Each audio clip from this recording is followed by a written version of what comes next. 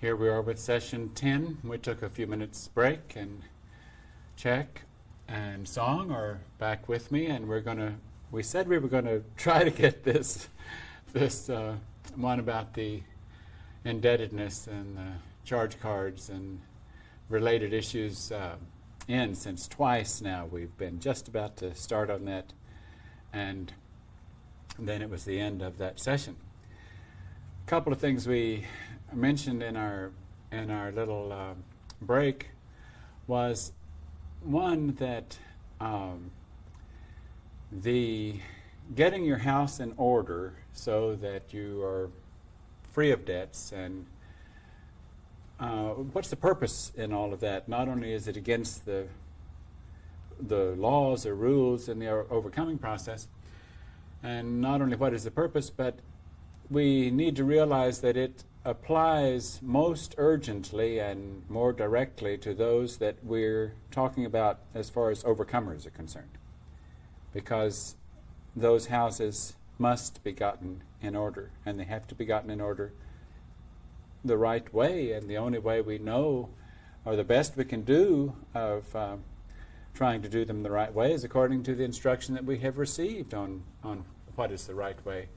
So it's important to realize that the issue is a major issue for those who see themselves as beginning a major task in personal overcoming, trying to complete that task to the satisfaction of our Father's kingdom before the end of the age, or certainly have it underway enough that we are safe in their hands, and we're certainly in their camp and not in the other camp. There was another point to that. Check? Is it not leaving a mess behind, and how we take care of it? Yes, that's a very important aspect of it too. It is improper for us to just say, well, I'm just going to walk out the door of my house, I'm going to pack my little suitcase, and I'm just not going to worry about it. Who I owe this to, and who I owe that to, and how to take care of those issues. Even though the possibility exists that as you might be in the process of trying to quickly, because it's very important that if you go this way that you do it very, very quickly, and the possibility that exists that in spite of your effort not to leave a mess, that you might be forced to leave some, and that's different. But for you to intentionally choose to leave a mess and turn the responsibility over to others, that is not the proper way to do it. But if in the process you end up with no choice because the circumstances close in on you so quickly, then you have to do as you would in any circumstance that you find yourself in that position while you're trying to do what is right and the circumstance changes. Then you say, well, then I have no choice. I must accept this as what is right, and I'll do the best I can to proceed from here. Or seek help and say, this happened. What can I do? It didn't happen the way I thought it was going to be. Because it's true in the process of overcoming, as we receive the lessons that we need, it never is the way we thought it was going to be. It always is pretty traumatic, and it always takes a 90-degree turn that becomes a shock to us, and we have to adjust to it and accept it as, wow, that was just exactly the thing to help me take a bigger leap forward that I didn't anticipate. So we have to be prepared for that. And so remember that this lesson of being free of indebtedness and not leaving a mess behind does apply, or the first one certainly, more to those who are in the process of trying to overcome. And not leaving a mess, of course, would be only for those who are more specifically applied to those who are trying to overcome, because they certainly would want to try to be more mature about it and not just careless about it, but seeking help and guidance in how to quickly sever those things without doing them in a wrong way. You know, one of the hardest things to do in this overcoming process is to take menial instruction that you think that you can handle yourself, and to seek that instruction from those who have done it before you. That's hard to make that adjustment. And yet if you do this, if you take this step, if you become a student of overcoming, and we become teachers for you, if these students become your teachers, at every step you will increasingly learn, goodness, I could have avoided this, I could have avoided that, if I had sought some help. But each time you seek help, then comes the test of, could I just have done it my way? Or is it best to look to our Father's kingdom and those who have been assigned the task of helping me? That in itself will put you to a test each time. And even the closer you get into your overcoming, you become tested in ways that are pretty tough and pretty serious, because then you want to play a significant role as a teacher or in the tasks that represent the kingdom of heaven, whether they assign you to them or that instruction is given or not.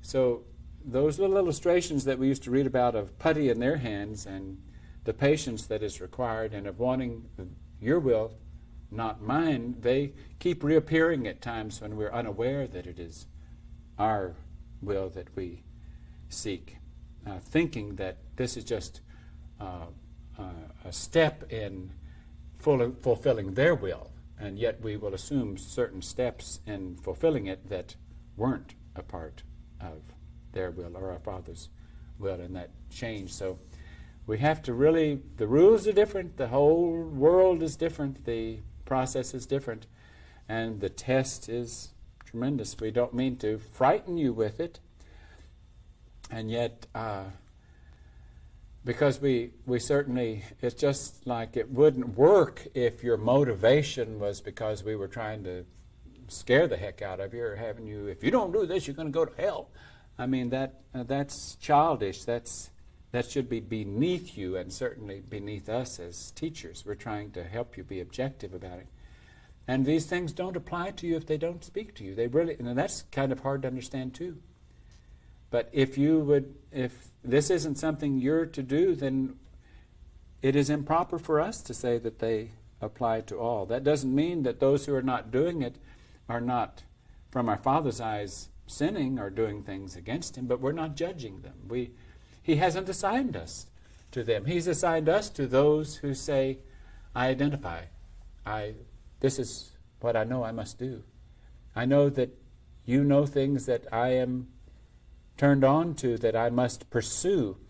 You know, the way it's designed here at the end of the age, and as far as our assignment in this task is concerned, it's quite different than some of the motivation was 2,000 years ago. A lot of the followers were motivated by seeming miracles that Jesus would do, and the fishes and loaves feeding multitudes, and water to wine, and healing the blind and the sick, and raising from the dead. And these things were, my goodness, they were all used to try to help those young souls to look to this individual who was the vessel and say, what can I learn from you?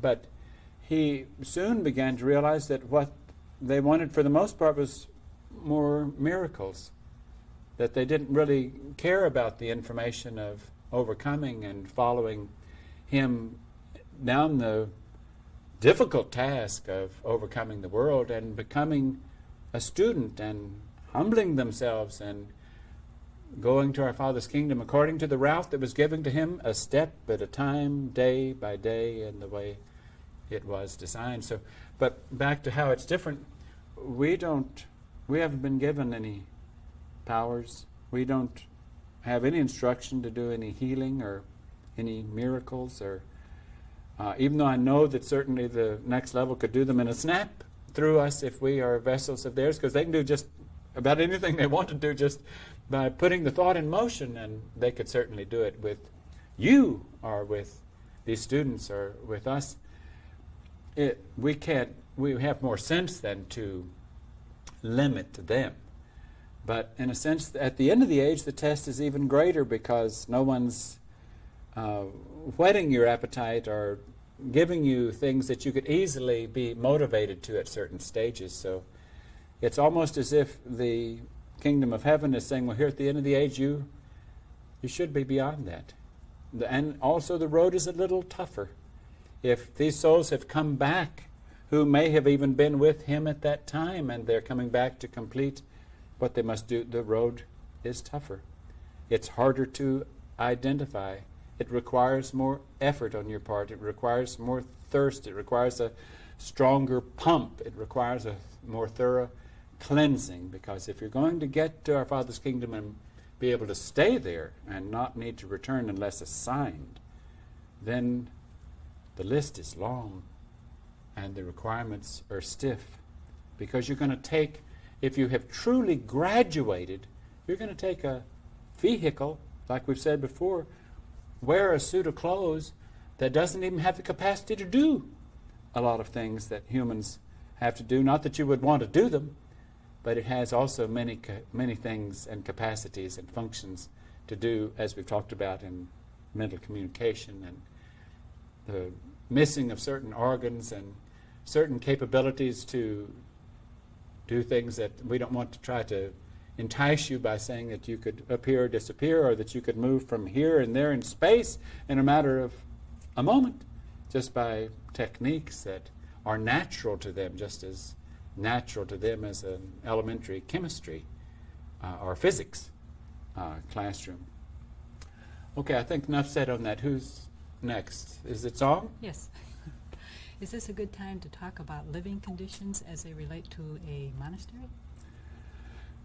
Good a time as any. Living conditions as they relate as a monastery. Well, goodness, if you're watching this 10th tape, is it? This 10th session, you've seen 9 times already this little scroll that came up on the end of our show and said something about total overcomers, anonymous, monastery, non-denominational, and you could think, what is that? And I believe we've discussed that we do not have a physical place someplace as a monastery where we can go and where we have protection and seclusion. It's not that easy. Now, I'm not sure we wouldn't try to take advantage of it for as long as we were capable of taking advantage of it if one existed, but we don't. Therefore, our monastery is wherever we are, whatever numbers that there are of our classroom in that situation, living as monastics and applying all the lessons, staying in close touch and receiving instruction.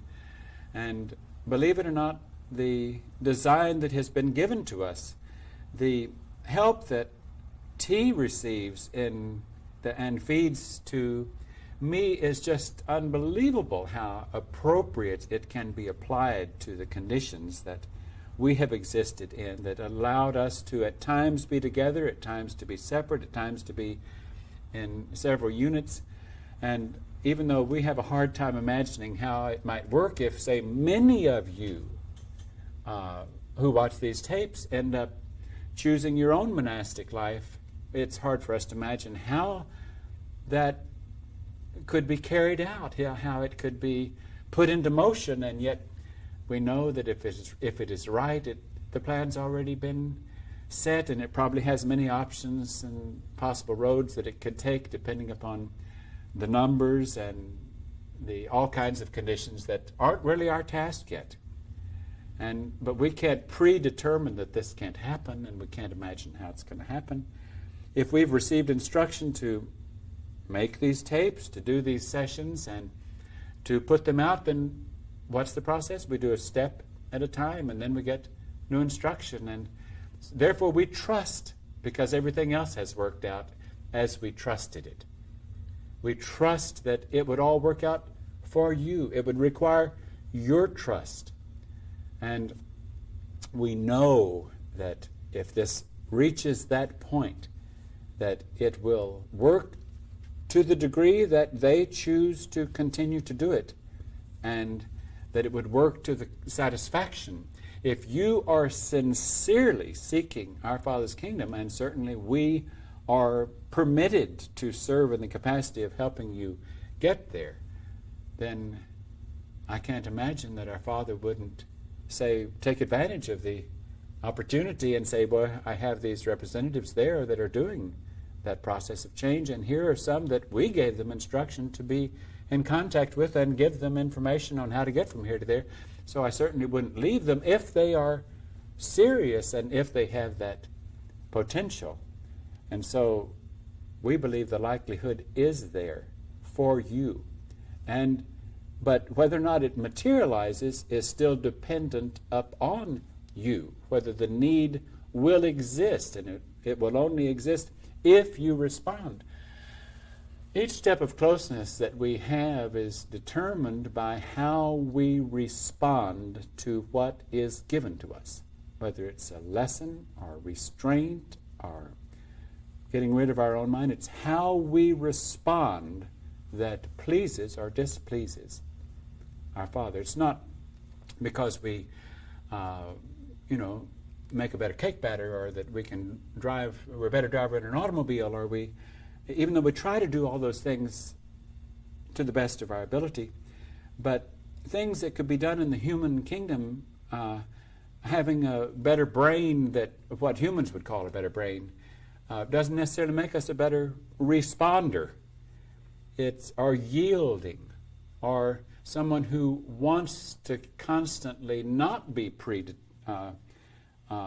preoccupied with how I want to serve and what I want to do, but someone who says, if I'm not getting assignments, then it's in order to give me a chance to let the information that I've been given to mature, and I'll stay alert and keen and do all the things that are assigned to me as best I can. And if those seem to be thin, then it's my test of patience, because I have to trust what has been given to me from our Father's kingdom, and I will be patient, and it's their will that I want. Now, if I respond that way, then that's my response to that situation. And I'm always graded on my response, not my proficiency or my skill as far as tasks. It's how we perform the task and how we perform, even if we don't get a task. Therefore, it's our response to the lessons that are given to us, or that sometimes even appear the lessons that aren't given to us, are still a situation that invites our response. All right? Check. What's next on our list? Well, shall we talk more about physical addictions and habits? Yes, we have to get to that topic, so we might as well. What's first on your little list of physical addictions and habits? Well, there's drugs, alcohol, and cigarettes. Okay. Drugs, alcohol, cigarettes. Needless to say, there's no place in this classroom or in an overcoming process for things that would change our perception or alter our consciousness, or even though it's probably on one of those tapes that I'm still relating to that we have retaped. The reference to, at times, even instruction in the classroom might have been to accompany some experiment or some consuming that we have done. Say we're having something that humans would identify as Italian food, and we might get on the menu 1 ounce of certain kind of wine, or 2 ounces, because we've had that experience. We've had 1 ounce to see if it affected us, or if we were slightly affected, did we let it lower our vibrations, or did we fight through it and not be affected by it? Now, it doesn't mean we were getting instructions to be conditioned because we're going to start introducing alcohol into the diet and we're going to start upping it and therefore be able to handle it more and more. No. But the principle there is that it's not that alcohol is taboo, it's that alcohol is an interference. It doesn't work. But also the lesson is there that sometimes certain dosages of things are very, very important. A certain dosage might act as a plus, even though it might for the moment seem to possibly be a negative. Any who have worked in chemistry as it related to medicine certainly knows that a wrong dosage of a medicine can kill you. to the other extreme, it will have maybe no effect. And yet the right dosage can be the thing that can help you very much. Now, in the human world, some of those dosages are in question because they might help one thing but then cause certain side effects that would be difficult. As lessons are given to us in our Father's kingdom, the dosages that we would receive are examined, and we may not see that dosage again. We may not even see that item again, but we're trying to help you understand how important dosages are, even in what we consume, whether it's the amount of broccoli we consume or the amount of wheat items that we would consume, or the vegetable juice, or whatever we might consume. There is no this is right to consume and this is wrong to consume. I imagine there are certain things that are wrong. I can't imagine there would ever be any justification in our classroom to consume marijuana or morphine or heroin, or certainly mind-altering drugs are things that would pretty obviously be only designed to alter our state of consciousness. But it's important to understand that dosages are important, and that we're not to consume things that would do any significant danger to us, and we don't receive instruction to do that. Even though we learn lessons about over-consuming and under-consuming, and that's why we've been put through all kinds of tests, including water fasts and juice fasts and strict vegetarian, where just only vegetables for a long period of time, and then vegetables and fruits, and then just fruits only for a period of time. We've been through all these things, and we've learned lessons at each one of them, and we learn what serves as maybe a cleaner fuel, what might last a little longer.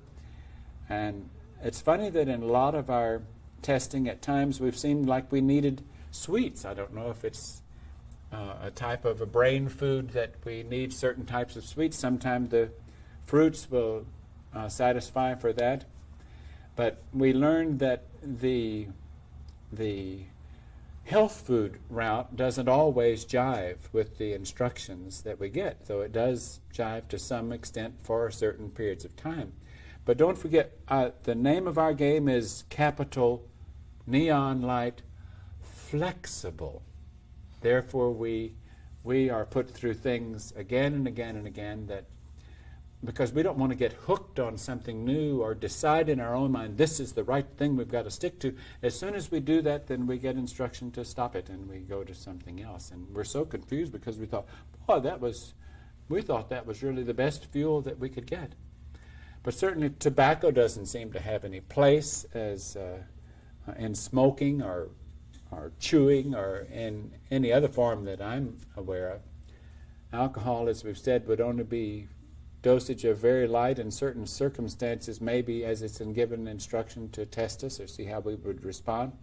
Not that we see anything wrong with sometime getting instruction to use it as a flavoring in something that we might be baking. And then I think we've covered pretty much the drugs, how they would be inappropriate. But in a sense, when we have instruction to receive certain herbs for certain symptoms that we might have, or even aspirin, in a sense we're taking certain low dosages of things that might help us with a particular symptom as a Band-Aid.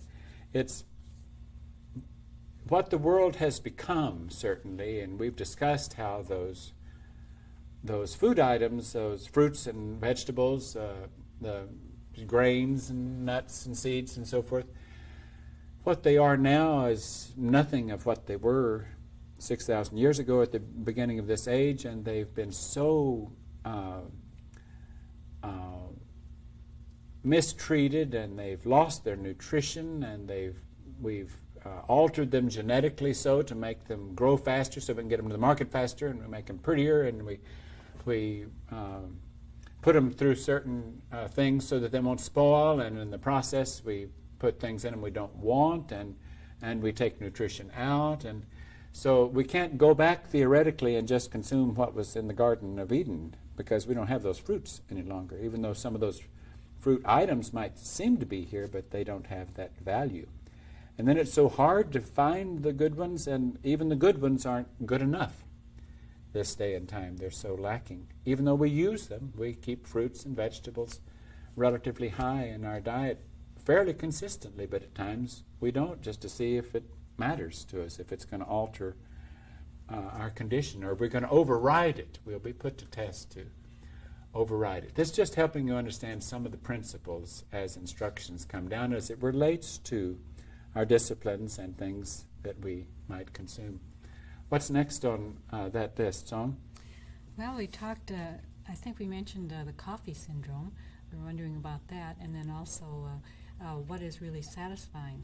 How do we define what's satisfying to the vehicle?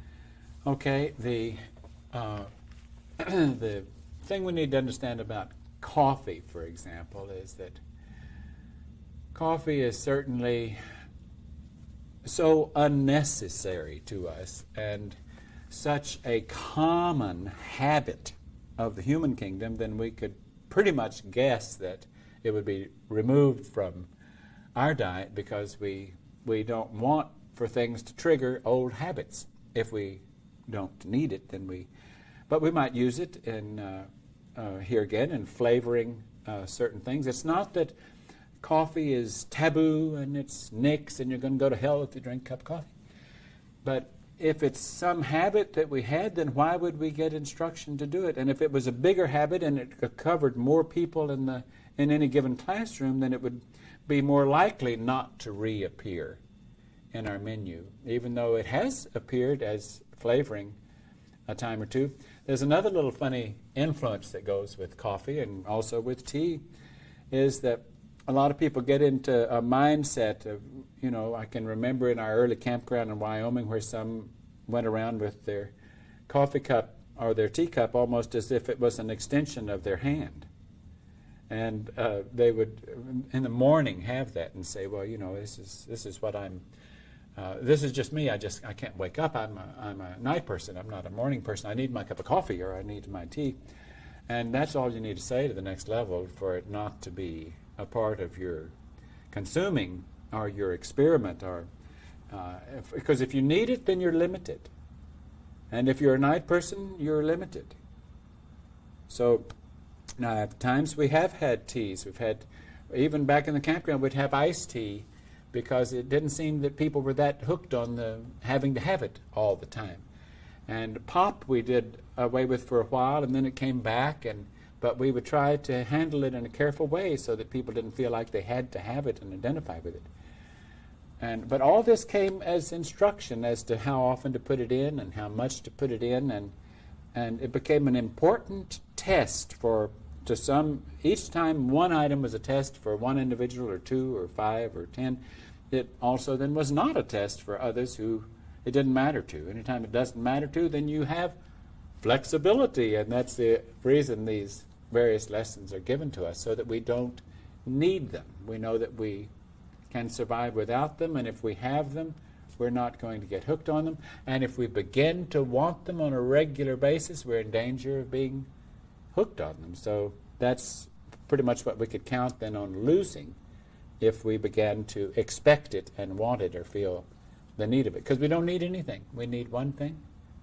We need our Father's kingdom and the relationship to it that He has given to us, and the lessons that He gives to us in order to get closer to Him so that we can become rightful heirs as children in His kingdom. What's next, Jack? Well, I'm not sure if you feel like you touched enough on redefining satisfying consuming. No, I didn't, and I'm glad you brought it up. Satisfying consuming, I think we measure satisfying more by, does the fuel work? And we would say it's even more satisfying in some ways if it doesn't take a whole lot of that fuel, even though we've gone through experimentation and consuming where we would consume a whole lot of certain fuel in order to get the nutrients of it. Like we said, that the fruits and vegetables have become so depleted. The vegetables probably even more so than the fruits. And I remember when we were just having vegetables, it seemed like we'd just have massive amounts of vegetables before we would be sustained, because it would move through us so quickly and our energy didn't seem to quite hold up and our appetite not quite satisfied. So it seems that the pattern has kind of been what works as a fuel. It has the energy we want without. Now here we're careful about certain things that we consume. For example, if we're consuming meat products, we try to get meat products that don't have hormones in them because we don't want to take the chance on ingesting those hormones having some effect on our hormones and have us deal with certain things that we don't feel the need of dealing with. So that's a consideration in all items. We don't want to deal with something that would alter our consciousness. We don't want to deal with certain hormones. So we very carefully, as we get these instructions, feel that the consideration is partially how would it affect us and our chemistry, since we are overcomers. But we are interested in the fuel that would sustain us. Now, if we vibrate at a different level, to use one kind of terminology, or we participate in different behavior than the average human out there, then we can have a lot more what we would call more refined or less dense or less animal type consuming, because we don't vibrate on that level. We don't have that behavior. But we still, that doesn't mean that muscle has gone out. We still need a certain amount of muscle, so we consume things that would feed the muscle and from time to time consume certain muscles. We don't have this idea, and this gets into another whole topic which might just easily shut this whole topic off and we'll come back to it. But I'm sure that the question of some of you out there who are listening to us and thought that on your path of enlightenment that it was so valuable to become a strict vegetarian, or maybe from your point of view of animal rights, that how could we justify consuming animals at all at any given time? And we had to deal with those same questions when it became instruction for us to consume those items. And then the more we realized that we can't question that instruction any more than when the Lord gave Moses certain instructions to go and kill the fatted calf in celebration for something in his relationship with those individuals. I mean, that was an instruction, and they did it, and probably they were put to the test because that fatted calf was such a precious possession to them that they hated to do it in that way. They probably would have rather had the old cow, but our Father doesn't do what we want. He would rather do, he lets us be fed by our own desires if we're willing to have them satisfied by the wrong side of the fence or the kingdom or corporation that is not of his kingdom. But we can't question those things. We can't tell Jesus and his disciples that they were wrong if they were wearing sandals that were made of leather, or if some of their outer garments had some animal product in it. Even though we have to give a certain amount of respect to humans who have that mindset. But when they do have that mindset, they're concerned with death of the vehicle. And this is where we get into a thing that we're concerned with death of the soul. And we're on a lesson plan in overcoming the world that has all kinds of elements in it that put us to the question and to the test that previously we might thought we had gotten knowledge about, and we wouldn't ever need animal products again. We wouldn't wear them and we wouldn't need to consume them. And then we get instruction to do it, and we say, well, at this point, does that mean I turn away from my teacher? I turn away, and I can't go any further because I'm not going to do that. And frequently that was the reason the test was given. And some could at that point turn away, and it would mean that much to them. Is it worth it? Is it worth it? When it's obvious, did Jesus, not even when he returned to them after having risen from the tomb, and he ate what? He ate a piece of fish and a honeycomb. And he had them multiply fish in order to give it to them. Oops, animal products. How do we deal with that if we thought it was spiritual advancement? Don't forget that's counterfeit. If you're following instructions, you have to examine, is this instruction, is this a representative? And if you don't know, then what do? You say, to the Most High God, you say, if this is right for me, help me to know it, because I am willing to go a step further. I want your will, not mine. I don't want to be restricted by my preconceived notions of what is moral or what is the issue here as far as animal rights or whether or not I should consume any animal products. It's true that certain animal products give us difficulties in other ways. We find that we have more difficulties probably with milk products at times, even though we get instructions to use them in this way or use them in that way, and we have to deal with the problems.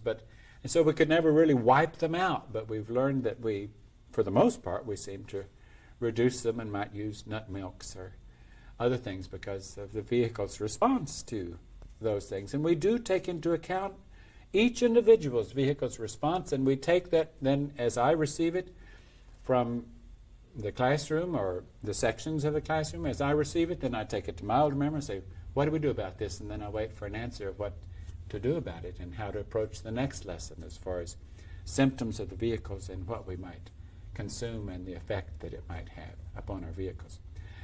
There's nothing in the human kingdom that, since our Father's kingdom does not need those items to consume. Our Father has a different kind of fuel, doesn't need that fuel.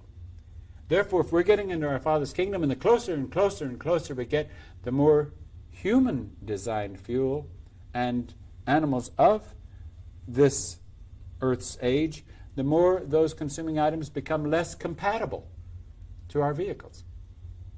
And we have to try to override that incompatibility. And therefore, it does us a lot of good. We can see why they have switched us from this to this to this to this, because they all seem to have some degree of ill effect on us. And then we counter that with not having too much of this and moving on to that and whatever they give us in instruction. But this might help you understand a little bit of how they relate to us and some of the tests that we're put to in their relationship to us concerning consuming. What's next? Check? Well, didn't know if you'd like to talk about the psychological addictions and habits like negativity, moodiness, judging others, that type of... Yes, it's valuable that we talk about those issues because they are as important, I could say easily, if not more important, but all of these I don't know how to weigh which ones are more important. Negativity, moodiness. Negativity, listening to anything that could discourage me in this task of overcoming. Or when I receive instruction not to listen to certain things and I continue to listen to, then in my secret I am holding an ace in the hole, or whatever you want to call it. I'm secretly testing my teachers.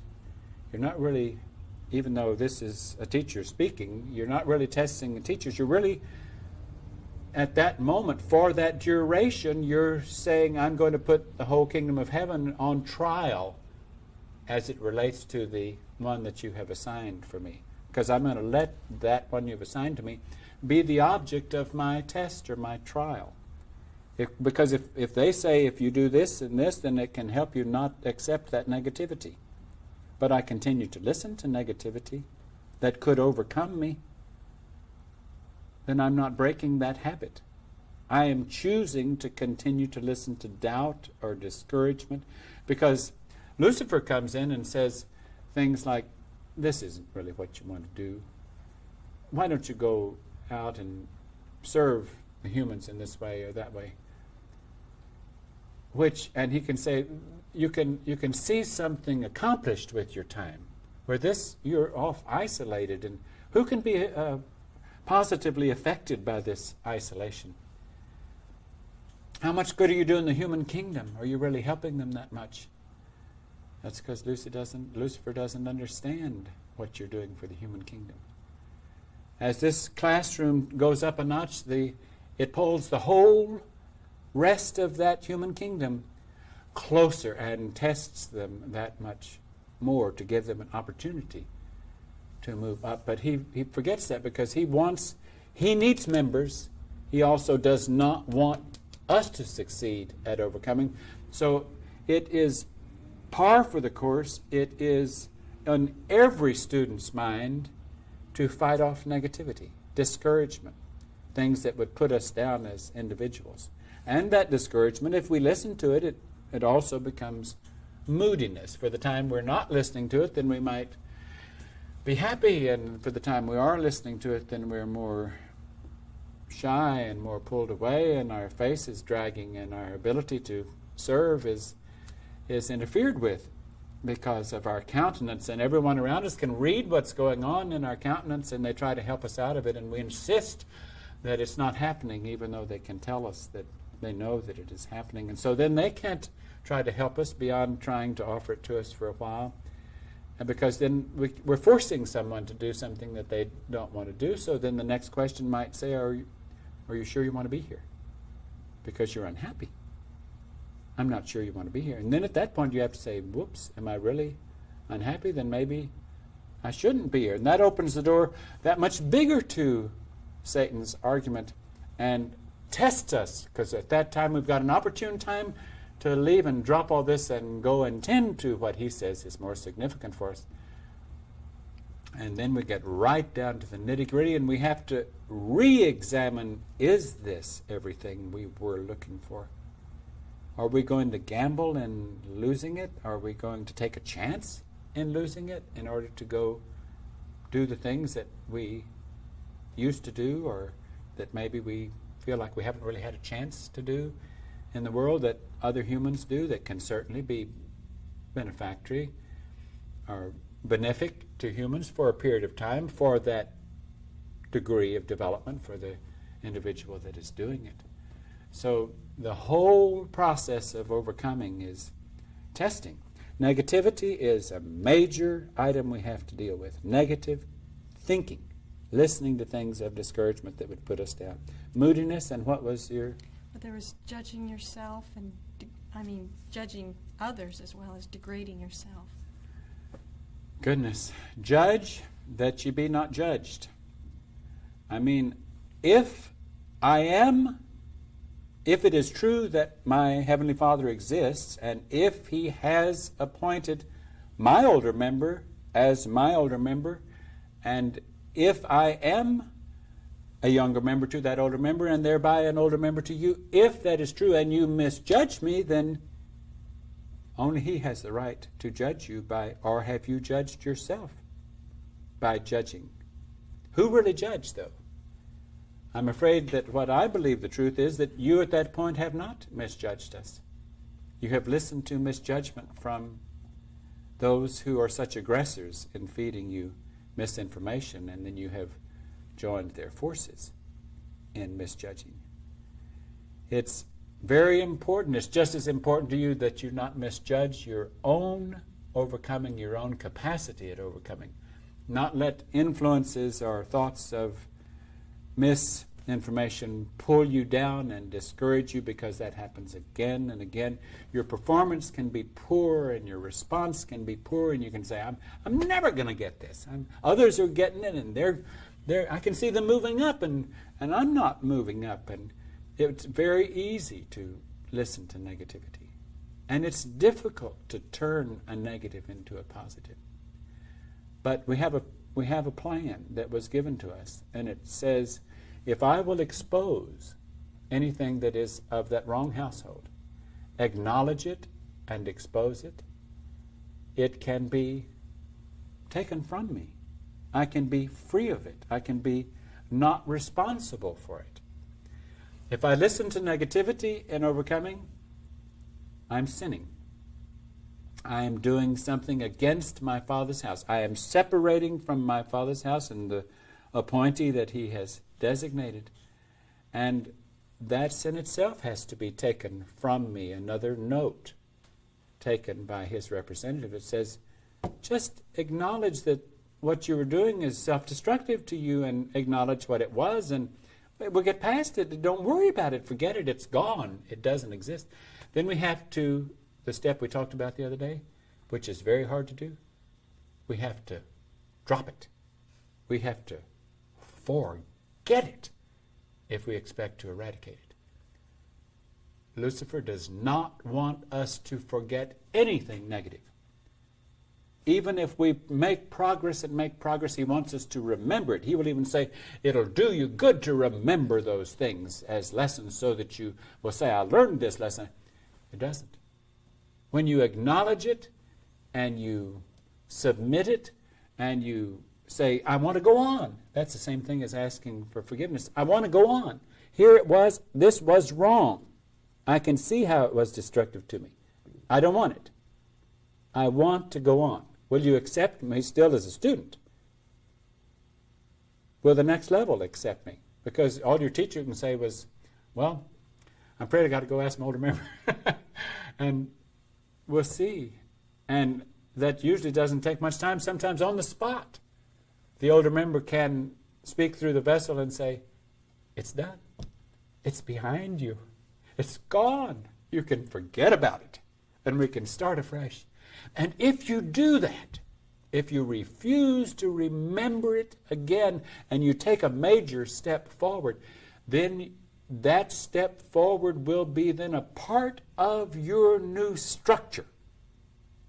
But if you remember it, you can slip easily back into it. You will remind yourself of that position, and you will become that you will remain in that condition as long as that's where you put yourself. If you refuse to put yourself there, then you're ready for the next step and a new position and a new person. Each step can be a new person. Each time you get rid of something, it's a brand new person.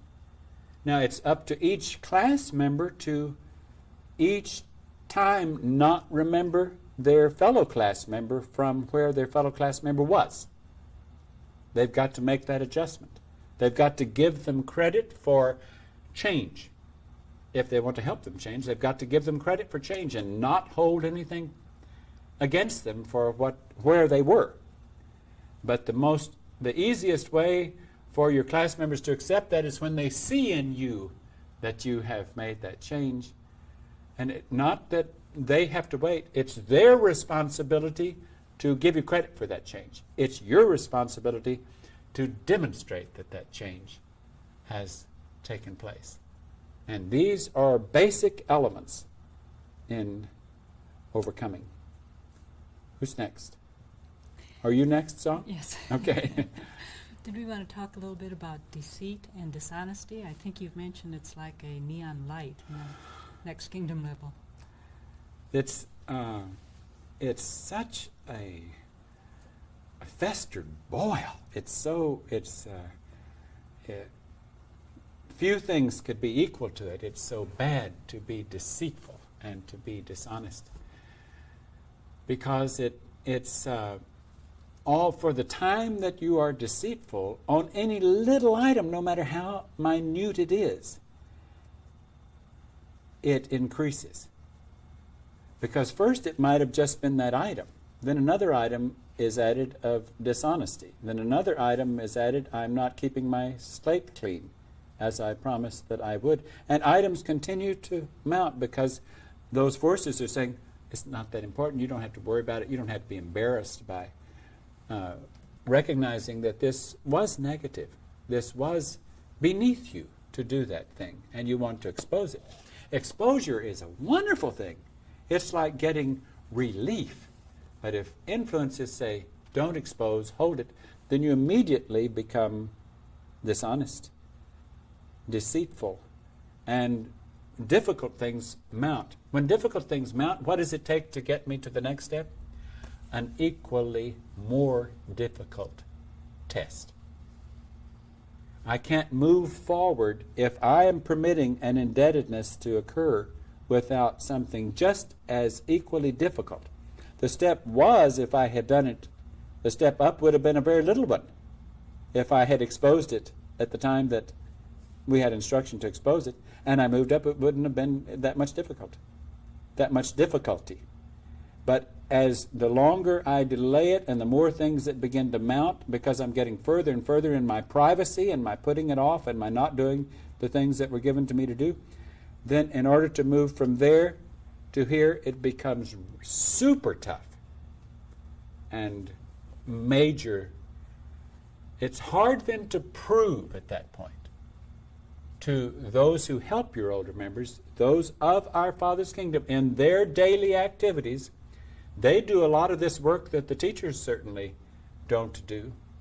And they will have things occur to you that will put you in the position of that test. Most of the work happens from them. The classroom situation of what happens with the teachers is almost small in comparison to what members of our Father's kingdom literally are doing for you and the things that they subject you to and the circumstances you're put in that permit you the opportunity to move ahead and conquer. Now this, of course, it gets into another issue, and that's some of the activities of our Father's kingdom, which we'll talk about when we get to that question. I'm going to try not to make that jump. Who's next, or did we not finish that one? Well, I think there were a few other things like gossip and confidentiality and familiarity. I didn't know if you want to talk about those things. Okay, well, these are really deadly sins. These are really negative things that can breed just as much trouble as dishonesty and deceit. You said gossip and you said confidentiality. Confidentiality to me is the same thing as deceit. It's I'm finding someone else to join me in my deceit, because if I'm entering into something with someone else that I wouldn't enter into with my teacher or other members of the class, then I'm creating an unnatural circumstance there. It's certainly less than objective or more than objective, whichever way you want to look at it. And it becomes a relationship that was not an assignment. Therefore, I have gone against the instruction. I am no longer a flexible crew member that is objective. I am giving in to the desire of the flesh or the influences that are triggering that flesh by wanting some kind of special relationship. I've found somebody who can really be a partner to me. We can have our little confidentialities and our little gossip. That makes the partnership absolutely impossible and deadly to both individuals if they participate in it until they learn how not to participate in it. So we talked about gossip, confidentiality, and familiarity. Familiarity is pretty much the same thing, except a lot of times familiarity is still a withdrawal symptom from needing a close attachment with another individual. And I know it sounds tough, and Lucy makes this sound absolutely ridiculous when it comes out our mouths. But our Father's kingdom says, if you're going to overcome this world and come into my kingdom, you're going to be only familiar with one thing, and that's my kingdom. You're only going to love one thing. That's my kingdom. As far as physical familiarity with anyone, the only familiarity you can have, the only confidant you can have, or the only one you can talk to about things that you might want to talk to, are your check partners within procedures and your older member. That's the way we have designed it. And if you try to change those, then to that degree you are going against the lesson plan. And you have to mistrust the lesson plan to participate in those things. Now, when we don't know that we're going against the lesson plan, the methods that they give us always help it surface that we have done something that we didn't know we were doing it when we did it. And then it becomes another kind of test. Can I take it can I take criticism, or can I have it brought to my attention? Or do I want to say, oh no, you're taking me from a wrong level? Because a test that comes to us so frequently is, if I'm really flexible, then I take what is given to me as correction and believe it and apply it. And it's very important that you understand something here, and that is, even if it was misinformation, even if it didn't apply, the technique works of examining it and saying, well, I must have not seen what was going on here. In other words, I want to take the blame. I want to say, you're right, even though influences and my brain might say, I wasn't, it was the other person who's wrong here. But if I say, I must have been doing something wrong, or you wouldn't have responded the way you did, or the others wouldn't have seen me in that light. So if I take the blame then and assume it as something that I did wrong, then I stand on the path of eliminating whatever it was that I did because of my willingness to examine it And what harm would come to me even if I had not been wrong? But if I defend myself, then I'm taking more than a 50-50 chance that I was not being flexible. I was choosing to believe my own mind instead of the mind that was being given to me through my teachers and through my helpers and through my partnerships. Believe it or not, none of the students like to hurt each other. I mean, they don't like. So why would somebody come and accuse you of something because they like to hurt you? I mean, heavens, if they aren't past that by now, I don't know where they are. Frequently, we have to fuss at a partner for not helping a partner, because a partner will say, the partner I have they don't bring up things to me. I don't feel like I'm making any progress. And so we confront the partner and they say, well, I just hate to bring it up because it might be difficult for them to deal with. You're not helping someone if they don't bring it up. If they've solicited help, if they said, would you please bring it up? I want to know about it. And they say, well, but I don't want the confrontation. Well, then you're no good to them. You can't really help them in that circumstance. So it's very important that we be willing to help them. We be willing, when we say to them that you might have been doing this behavior or that one and it might be appropriate, we preface it by saying, I could be wrong. I could be completely off base by what I see. But the thought did occur to me, and we have procedure when the thought does occur to us to bring it up. And so if the shoe fits, wear it. If it doesn't, I'm sure glad, because I don't like to bring things up. And it works. And of course, it can put the person to the test, and they can say, how outrageous for you to bring that. Or they can say, goodness, I wasn't aware of that. I'll examine it, and I'll try to apply it. And the neat thing is that if we can shift into the gear of assuming they were right, or it wouldn't have been brought to our attention, 99 times out of 100 we'll find out exactly how they were right and how we were guilty. It didn't mean anything. It wasn't any big deal. The most important thing was for us to become flexible, for us to examine it, and if we take the blame, what harm has happened if the shoe didn't fit? Or do we feel embarrassed? Are we too concerned about being embarrassed by it? We have to overcome that too. That's just another thing we have to overcome. So, boy, we're getting into the nitty-gritty. This is part of what goes on every day in the classroom, again and again. So I felt that it'd be only fair to you to see. What are we doing? We're trying to shorten your days. We're trying to help you not enter a possible classroom situation in your own monastery, only to say, boy, if I'd known that was going to happen, I never would have started this.